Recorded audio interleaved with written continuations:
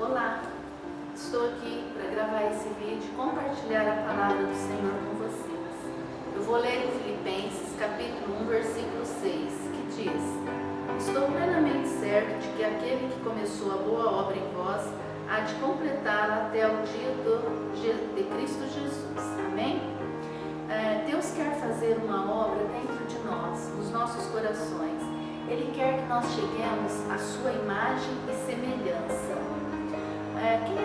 Quem é que não gostaria de ter uma alma limpa, transparente, sem mancha, sem pecado? Todos nós gostaríamos de ter uma alma assim. Infelizmente, não é assim que aconteceu. Lá no pecado original, o pecado entrou e fez com que a nossa carne ficasse sujeita ao desejo e às concupiscências. E nós sabemos que neste mundo, Satanás, ele é o tentador e o mundo jaz no maligno. Mas Deus, pela sua imensa graça, Ele enviou Jesus Cristo, seu Filho amado, para morrer na cruz do Calvário, para libertar a mim e a você. E através desse sacrifício nós recebemos a graça de Deus. Deus proveu recursos para que nós possamos caminhar em perfeição.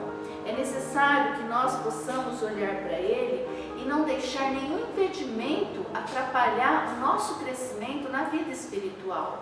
Portanto, é necessário também que reflitamos sobre essa palavra.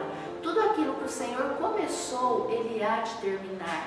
Esteja aberto para receber a cura, a alegria, a satisfação de viver uma vida plena no Senhor Jesus Cristo. Que nós tenhamos um bom dia na presença do Senhor. Amém.